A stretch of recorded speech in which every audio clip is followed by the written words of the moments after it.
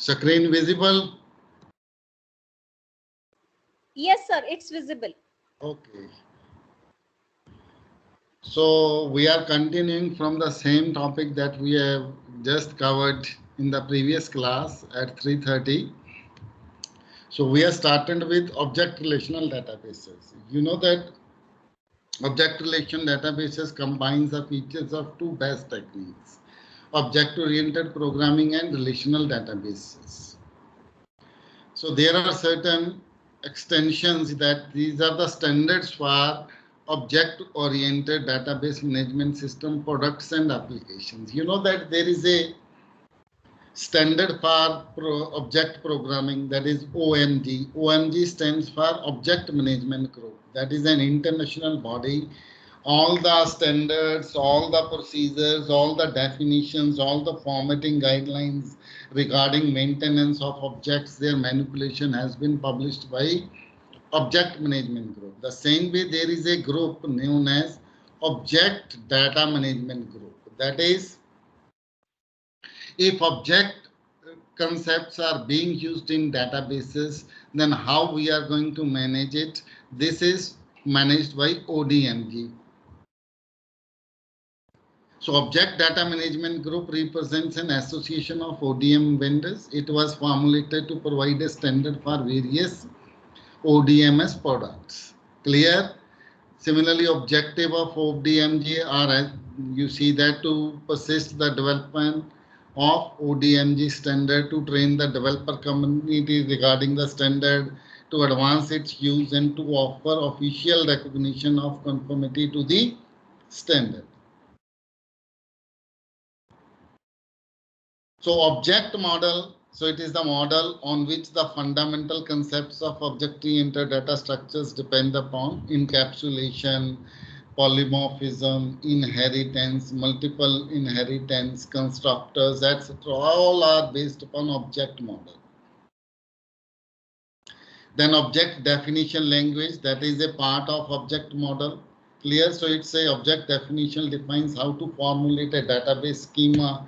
It is neutral to programming language. Means this standard is used to define the tools. Based upon that, if any commercial vendor or commercial firm wanted to develop a tool, then they have to follow this language. Then object interchange format. This is what we call it as XMIR. So that is XML metadata interchange format. So this determines how various objects are represented for exchanging them between different ODBMS. Then object query language. Clear? So this is the query language for specifically designed for object data management group. C++, Java, and Smalltalk, all these languages, these are high-level languages. They implement object query language concept. So the ODMG Smalltalk binding. Binding is basically a concept. Whenever you create an object, it needs to be bind. So either it is a compile time binding or it is a runtime binding. So Smalltalk, as I have already told in the previous slide, that it's a high-level language. So the ability to store, retrieve, and modify persistent objects. What does it mean by persistent object? The objects that reside in the memory. Generally, in every programming language, okay, objects are allocated space at runtime. That is what we call it as dynamic allocation. So as long as the object resides in the memory or objects reside in the persistent storage. Clear? Persistent storage means hard disk also you can consider that even objects are alive even when you switch off your applications. So modify persistent objects in Smalltalk is provided by ODMG.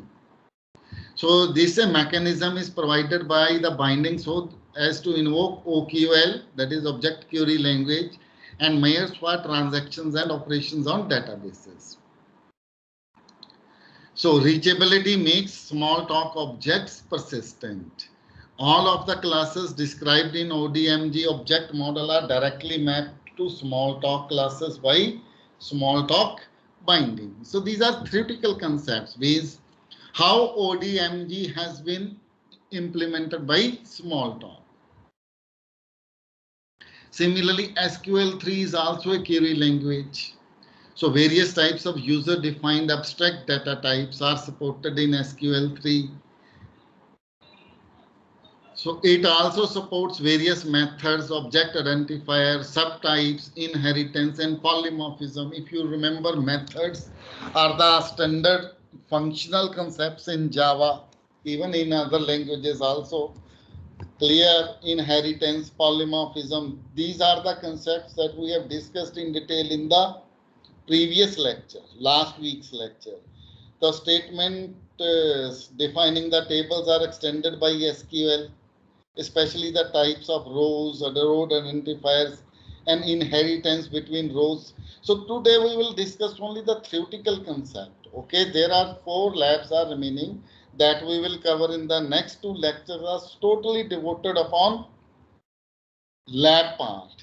So many students have a query that we should also execute all the labs that we have done so far. They have to be executed on the standard platform, that is a virtual environment platform. So next 2 labs we will conduct. Each lab will be of approximately 1.5 hours that we will conduct it on virtual platform. So each SQL3 table has a predefined column called identity that contains row identifiers which can be used as values in other rows. So this means the primary key concepts, reference key concepts, they are already defined by SQL3. It also comprises some new features such as support for user-defined aggregate operations, transitive closures, and even deductive rules. Abstract data type theory in SQL3 helps the database developer to correlate values being stored in tables with methods. Basically, what you are a method is the programming part, basically, that you have to write that how to extract the information from the stored table. So if you are using the SQL3 features, then those values that you are retrieving from the tables can be directly used as variables in methods. So in such cases, these values are not directly within reach, but entirely by methods. So using those methods, you can retrieve those values. So methods can be indicated in SQL3. Right now, we are only going for, if you remember, whatever the programming exercises we have done so far, they have create table command, data manipulation commands, but the programming part is implemented separately.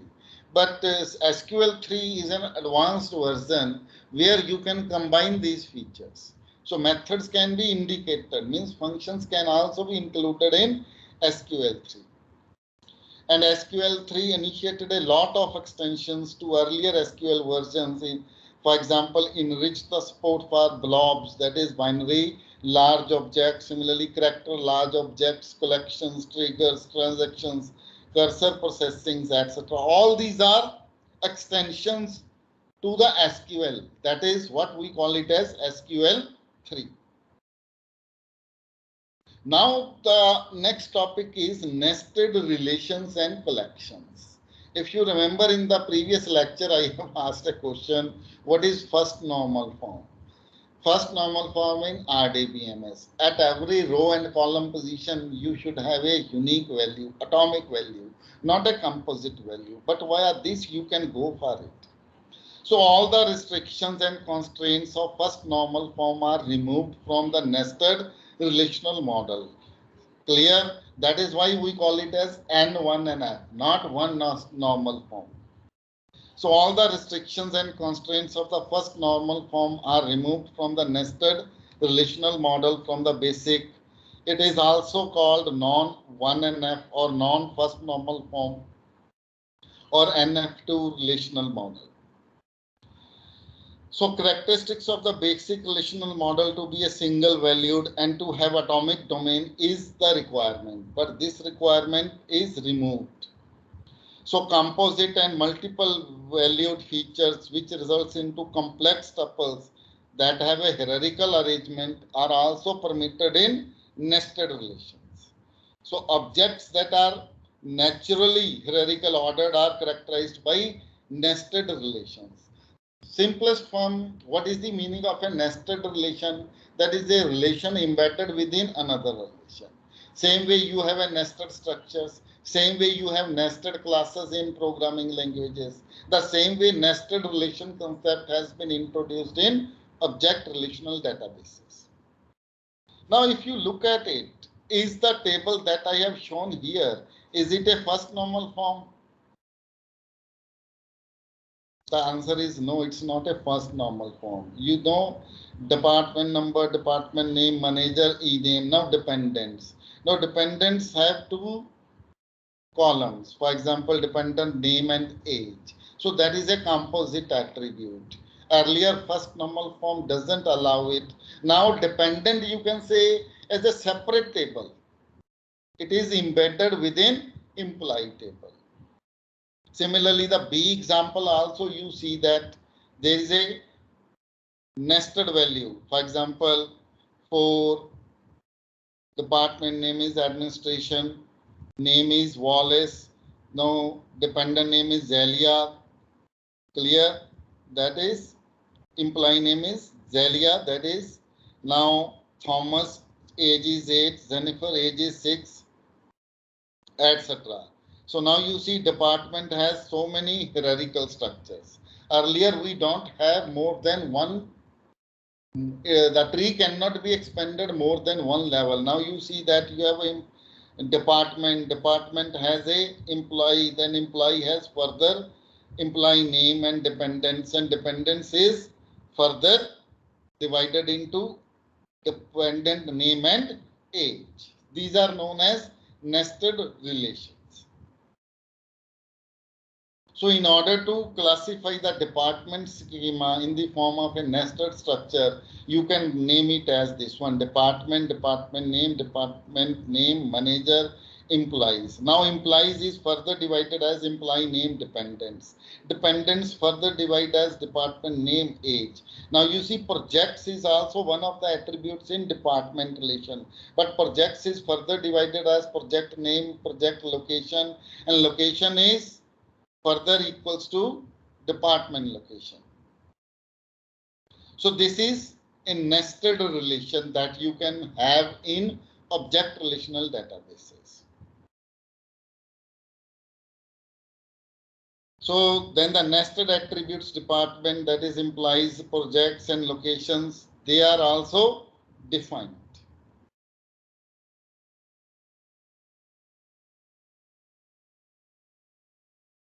The second level nested attributes dependents of implies are also defined in the next step. So this means you can have a nested structure.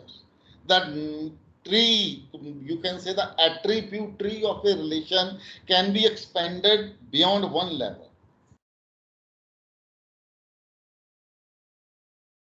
Generally, nested relational models treat an attribute to be multi-valued. Multi-valued means more than one values, where it is possible to have a nested attribute that is a single value and composite. So a nested relational database schema consists of various external relational schemas that define the top level of the individual nested relations. The schema does not represent relationship between employees and projects. This is being an M.N relationship is difficult to represent in a hierarchical arrangement. So that is a, you can say there is a concept in object orientation. We call it as composition, part of. For example, I can say, you can say that department is a part of employee, or employee is a part of department. Similarly, dependence is a part of employee. This way you can represent, this is what we call as has a relationship. If you remember, inheritance represents is a relationship, that is reusability. Nested relations indicates as a relationship, a part of relationship. For example, if you define a body, understand, and body has eyes. Now, if I define body as a relation, then eyes can also be defined as a relation. Now, what is the difference between eyes and body? Eyes are part of body, or you can say body has eyes. Body has two eyes. Car has four tires. So car is also a relation. Tires is also a relation. But what is the relation? That is a has a relationship, a part of relationship. Extensions to relational algebra, that is relational calculus and SQL, have been projected for nested relations. So conclusively, nested collections propose immense modeling power but also bring up difficulty in design decisions. See, the more complex the structure, more complex will be its handling. Now, object relational storage and access methods. What does it mean? What this slide is all about? That if you are maintaining an object relational model, how to store it on a persistent storage, that is on the hard disk, and what are the mechanisms to access it. Clear? ODBMS data storage is quite similar to relational database management system. Data is organized into pages, not in relations. A collection of pages holds all the data. Caching is used wherein the block of memory are retained by ODBMS to store repeatedly visited pages. You know that what is the role of the caching memory in computer system? Caching is used to store those. If you remember, your virtual memory is also divided in pages. In operating system terms, if you remember the concept of pages, what are pages? Page is a basic fundamental unit to implement virtual memory. Your RAM area also holds pages. Your cache memory also holds pages. But all the pages that are frequently referenced, they are stored in cache memory. You know that cache memory is faster than the RAM area, your main memory. So just to increase the accessibility, the most recently used pages or frequently accessed pages are stored in cache memory.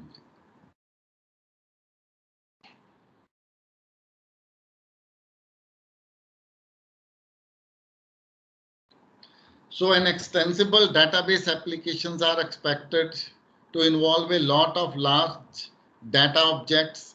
Dealing with them proficiently is principally important. So these are theoretical concepts basically. The storage of large data, object data from the table, data is separated by ODM or ORDM, that is object relational databases.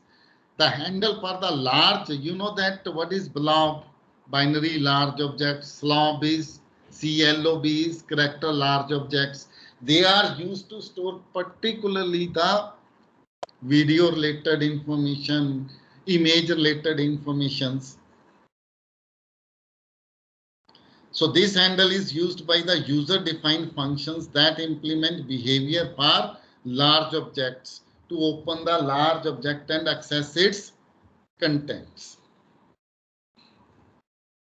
So one important reason for users to place their data in a database is to allow for efficient access via indexes. In earlier days, if you remember how video files and how images are stored, they are stored as a separate image files in a separate folders. Basically, they are stored as an image file separately in a separate folders. So you write specialized programs, whereas the basic information is retrieved from the basic attributes are retrieved from the table, but the information related with videos, images, etc., they are directly picked up from the files. But now they are also a part of the database.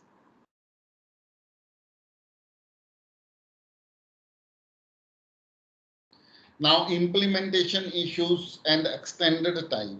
What is the meaning of an extended type? Basically, what is object relational? I have already told you that it is simply an extension of the relational database. When you extend something via some additional features, then what are the issues you have to handle?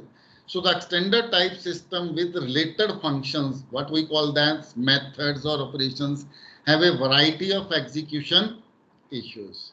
The extended type system with related functions have a variety of execution issues. The ODMS must link a user-defined function in its address space in a dynamic manner only when it is required. That is what we call it as dynamic binding. Dynamic binding means it will be linked with the program only when it is required. Client-server concerns relate with the activation and placement of these functions whenever they are executed. You know that there is a concept known as runtime polymorphism in Java or in any language. Basically, every language, every object-oriented language supports a concept known as runtime polymorphism. Can anybody tell me what does it mean? You can raise the hand. What is runtime polymorphism? Runtime polymorphism stands for that which operation, which function is to be linked with the procedure or with the environment. This decision is taken at runtime based upon the requirement. Okay, that is runtime polymorphism. So there is a large overhead involved in doing it remotely, hence it must be done in the DBMS address space. So it must be possible to execute the queries inside functions, methods, procedures. So the DBMS must provide efficient storage and access of data as ODMS supports a variety of data types and operators associated with it. So several other issues relating to object relational databases are object relational design is more complicated. Query processing and optimization has to be supported. Query processing and optimization, these are two separate modules. If you remember, we have discussed how query processing is done. There is a query processing engine. In order to optimize the query, there is a query optimizer is there. There is a query processor is there that optimizes the query before executing it. And all the same concepts are implemented in, has to be supported in object relational database design also. So this is the summary that what we have discussed in particularly in unit number 12. Describe the object relational DBMS we have discussed. Design techniques used in RDBMS discussed. Extension techniques we have discussed. ODMS standards, that is Odmj object data management standard we have discussed. Storage and access methods discussed. Analyze the implementation issues for extended types. That is the last topic that we have just discussed. So that is the end of unit number 12. So I understand that is a theoretical concepts are more than the practical aspects. So in the next class, we'll try to find out some examples for you so that all these concepts we can discuss in practical in the next class also. So I stop it here for some time for 2 minutes. Anybody has any doubt, please raise the hand.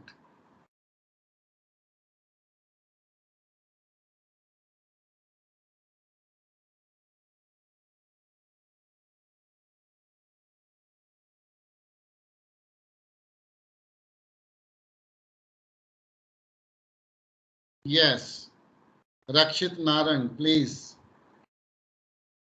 go ahead. Unmute yourself. Yeah. Hello, I'm audible, sir. Right? Yeah.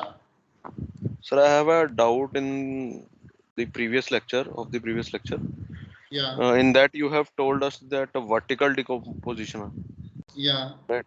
That you can tell again.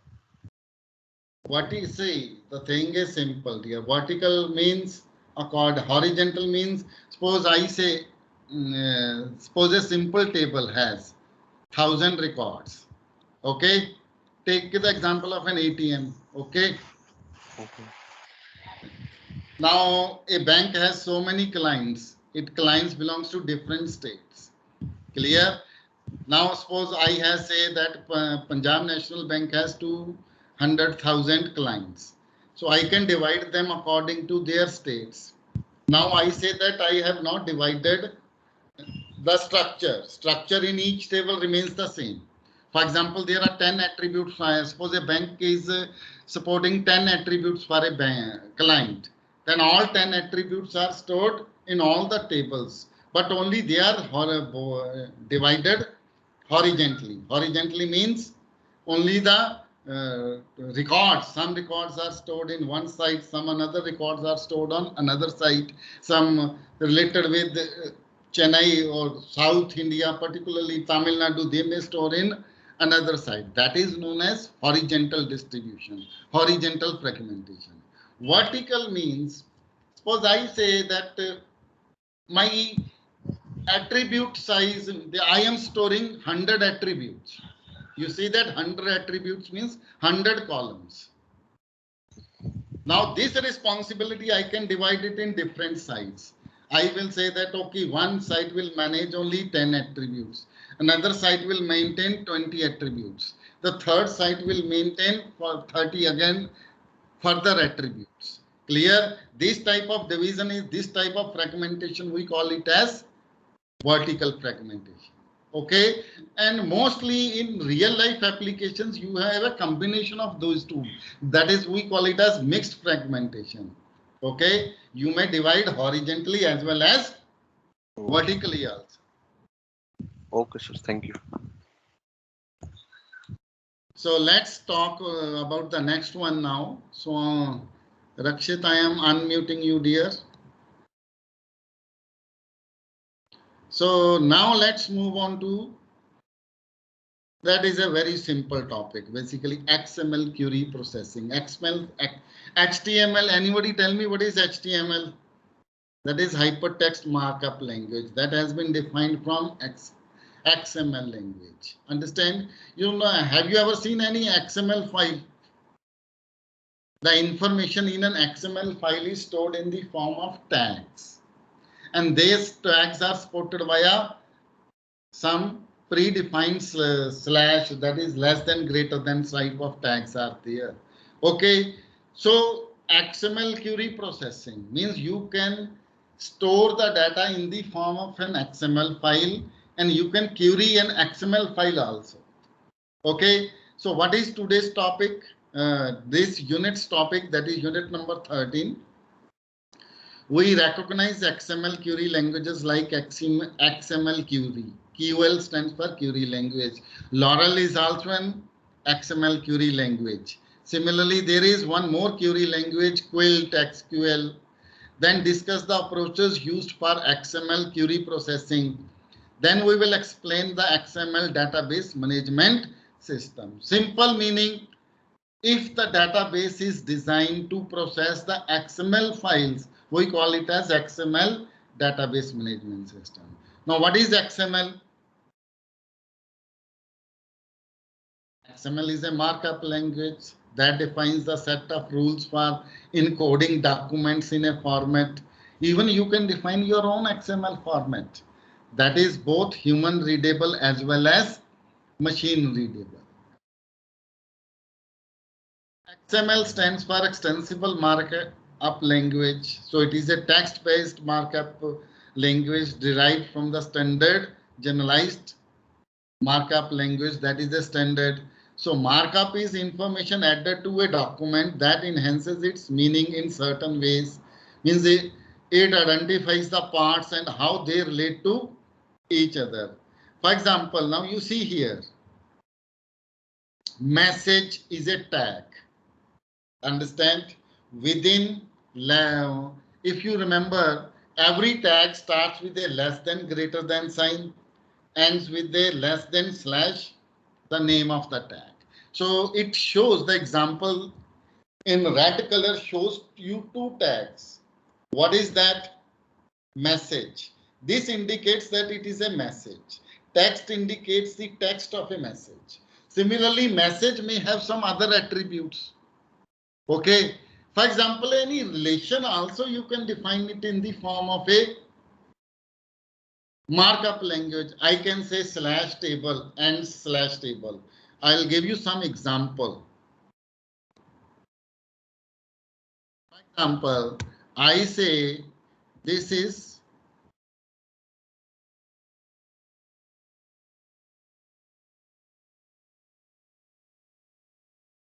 I can define my table. This indicates I say slash. This is a table.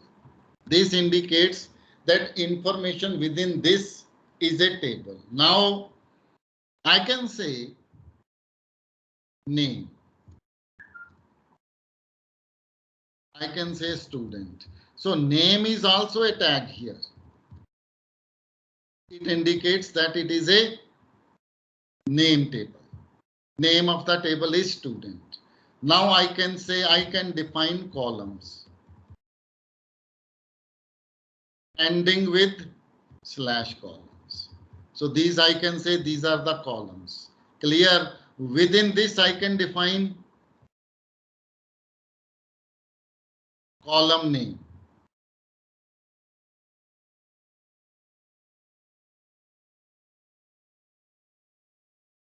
So this I can say name. Name is the name of the column ending with column name. Okay. Now column name may have certain more attributes inside it also. Clear? For example, what is the type of the column? You may define its type also. Clear? Then width, etc. So every information that you are defining, now I can store it as an XML file. Clear? The same way in an XML form, you can store any information that you like. So how to process this one? So if you remember this one in the last red color, message is a tag that indicates that it is a message. Text indicates it is a text. Clear? It may have some other attributes and you can define separate tags for each attribute. XML is not a programming language. XML was designed to store and just transport data. So that if you read from one system to another system, other system can also retrieve what has been communicated. So XML was designed to be self-descriptive, and XML just an information wrapped in tags that I have just shown you. Now XML QL, QL stands for Query Language designed to read information stored in an XML type file. So with XML schema, you know that RDMS has an RDMS schema. What is schema? Schema means that how the information is stored in a particular model. You need to define a schema for that. The type and attributes of every tag which is functional for some XML document can be properly defined. So XML QL is an XML query language used for the processing of querying, constructing, converting, and incorporating the data of XML. It displays XML as semi-structured data, not structured data, okay, comprising of irregular or speedily developing structures. The client is permitted to query an XML document like a database and illustrate an output construct. So XML QL syntax comprises two sections. One of each is a where clause and the second one is a construct clause. So we will not go in practical details. We have only discussed the theoretical aspects. This is the where clause. Where XML, it has so many different. First one is where clause. where XML search string, what you want to search. Order by means when the results are retrieved from an XML file, you wanted to sort it by ascending order, descending order, or the variable name. In is the name of the file. So what is the first one? XML search string. From an XML, what you want to search. So it is implemented in a manner so that you can parse the search string by the module known as XML parser. So there is a book, author, date of publishing, publisher name, any type of information you can store. The author variable, now you see the author information will be stored in an author variable. Similarly, any other attribute information you can store it in some other attributes. Order by, as I have already told you, that it will help you to arrange the data. Order by either in ascending order or in descending order. In class is necessary class that provides the file name of the XML file from which you want to extract the information. It can be a single file name included in quotes. Second part is construct. Basically two parts, where construct and where clause and construct clause. Construct means it provides permission to state a pattern for output. The pattern compares every character from the first space after the word construct to end of the XML query. For example, SQL, where clause, construct, type, author. Author will be stored in the author table. Clear? Similarly, means whatever information you want to extract from the XML file, where you want to store. If time permits, there will be a specialized examples we will discuss not in today's class, rather in next class. Similarly, Laurel is also a XML query language. XML itself is a query language. Laurel is also, it is an early query language used for semi-structured data. XML itself is not a structured data, rather it's a semi-structured data. Laurel language makes use of OEM, that is Object Exchange Model.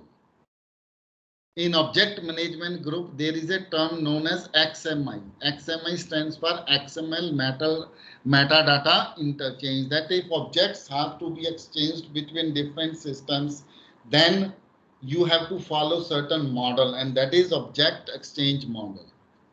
So it is utilized to expand the object query language for the procedure of querying elements. So Laurel is also used to extend OQL with path expressions. So this is done in order that user can state the patterns that are corresponding to actual paths. So advantage of Laurel is its easy syntax, which makes users to understand it more clearly. The drawback of Laurel is that it is dependent upon OQL parser. Also, it comprises of limited functionalities. So this is just an introduction. Till now we have discussed what is XML, markup language. What is its use? To store the document, to store the information in the form of tags in an XML file. What is XML query? That you have to extract the information from an XML document. For that, you have to use an XML query language. So two query languages we have discussed so far. One is XML and second one is Laurel. The third one is Quilt. Quilt is also an XML query language, but it is a functional language where you can represent a query as an expression.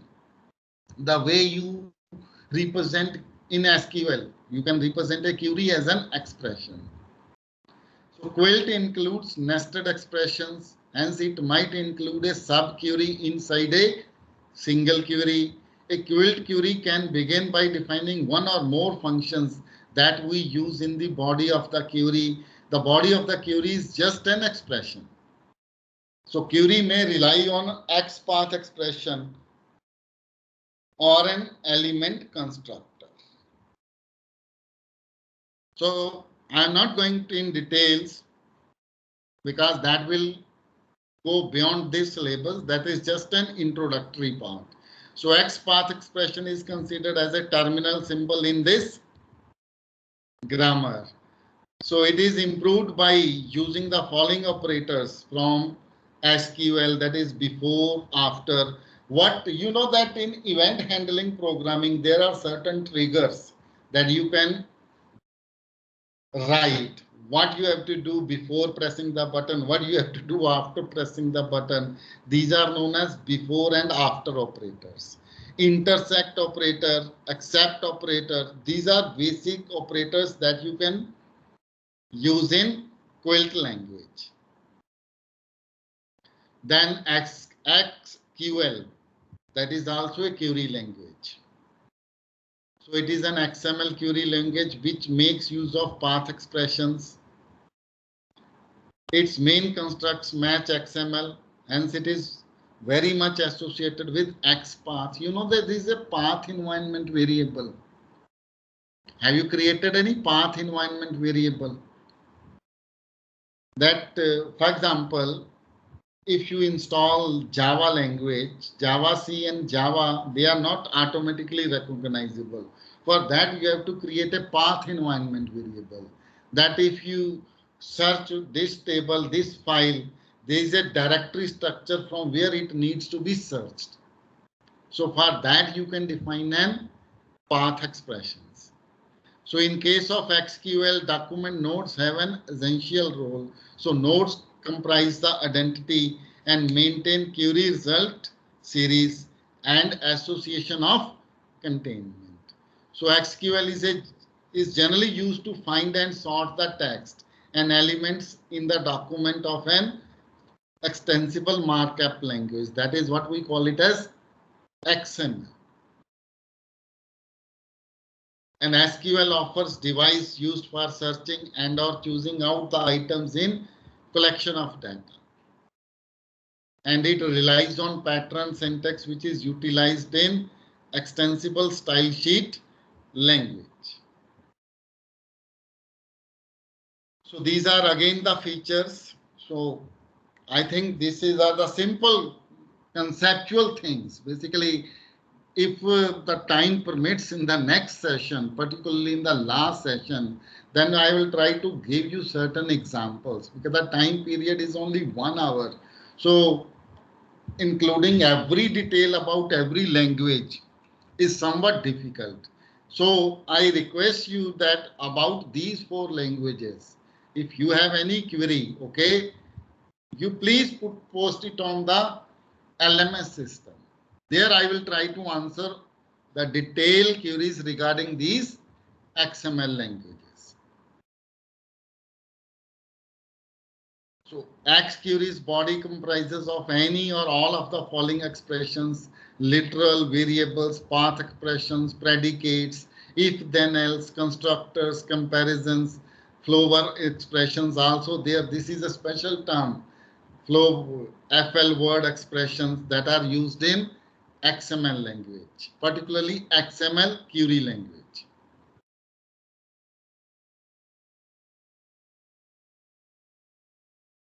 Okay, can you tell me how to retrieve from a collections in Java language? You will write for each element of a collection, retrieve the element, and then do this one. So for let, where, order by, and return expressions are considered as the main section of the XQuery language. Frequently, the F expression is matched with this one. I can say select from, where, order by statement in SQL. For X variable in DB2. DB2 is the name of the database. This is a path expression. Column name is item dot description. Let P, that is a defining variable, where X item description price. Now this is a path expression. X item descriptions price less than 3, return cheap item with variable. Cheap item means you have to select. Understand? Now it means what you have to select, that is the name of the column. That is item dot description. Cheap item means price less than 3 means you want to select the cheapest items by storing it in the variable P.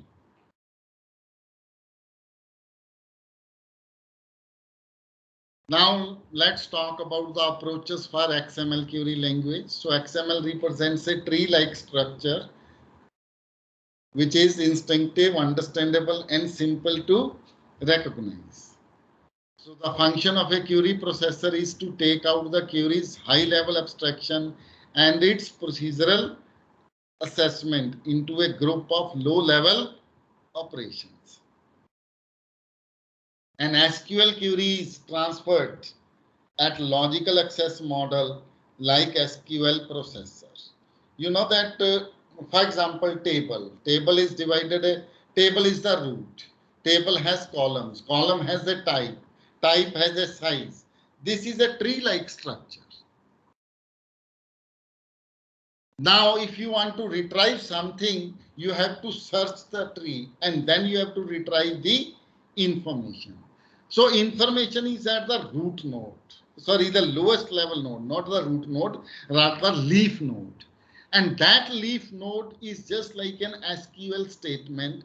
That SQL query is transferred into a logical access model, which will be handled by an SQL processor. Now, this is the difference between RDBS and Excel database. Language is XQuery for XML database and SQL is the query for RDBMS. Logical access model is XML query algebra. We have not discussed anything about SQL query algebra, but we have discussed about relational algebra. The physical access model is physical XML query algebra and physical DB operators are there for retrieving the information from physical data. Storage model is XML, even you can use the matrix, shredded documents, etc. But record oriented and DB interface is the storage model used for relational databases. So the language model is intended to fulfill the demands which are represented in the language ability to carry out search functionality and document order knowledge. Semantics you can define. Basically, suppose you want to support your own XML language, then you can define your own tags and you can define the semantic related with your tags. So semantic processing is supposed to be able to examine the query and convert it into a worldwide demonstration to be used during subsequent steps for optimization. Algebraic or non-algebraic procedure is implemented by logical access model to optimize the internal demonstration. And physical access model is associated to system-specific concerns. And optimized query processing, suitable storage model should be organized to diminish the I/O prices, CPU prices, storage costs for intermediary outcomes and communication prices.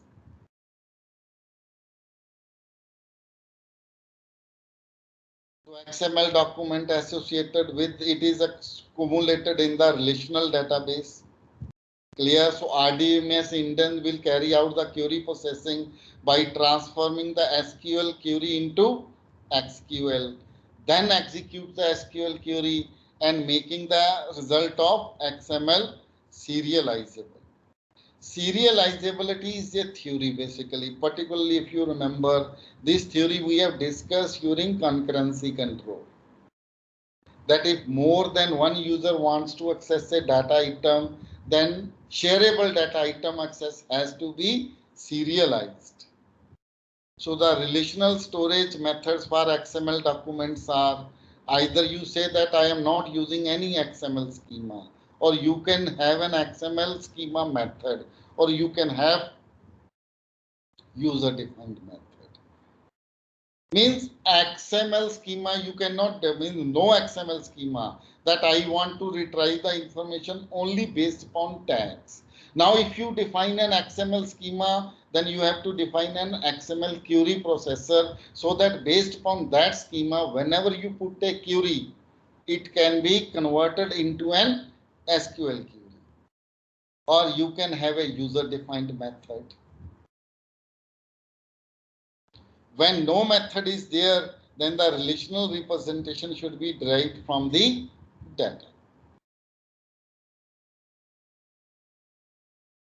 And the last portion in unit number 13 is XML database management system. That is, existing XML systems are divided into XML enabled databases and native XML databases. So that is the two main approaches which are used for accumulating and recovering XML based content. A relational or object-oriented database to accumulate XML data, and the middleware to carry out data transfers among the database and XML document, or an application XML server that generates XML depending upon an initial query of some type. Usually these are referred as content management system. That is not our topic today, so this is just for your knowledge.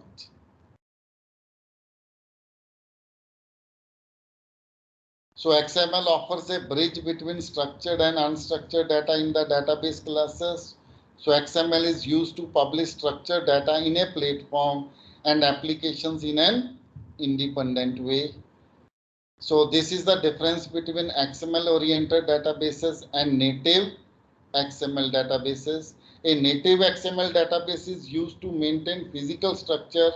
An XML oriented database also can, but differs. Means if you want, you can have no XML schema also.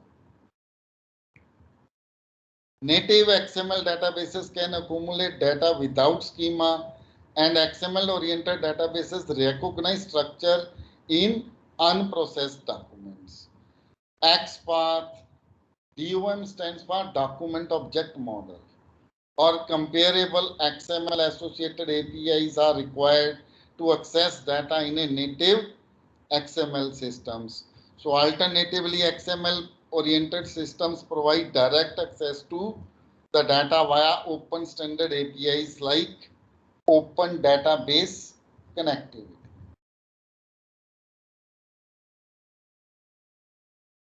So this is the summary of unit number 13. We basically discussed what we have discussed. We discussed what is XML, how to query an XML. For that, we have discussed 4 languages, not in detail, just an overview. XML query language, Laurel, Quilt, SQL, then approaches used for XML query processing. Then explain XML database management system. So these are the 3 topics that we have discussed. So that is the end of unit number 13. So I know that it is a rush up session.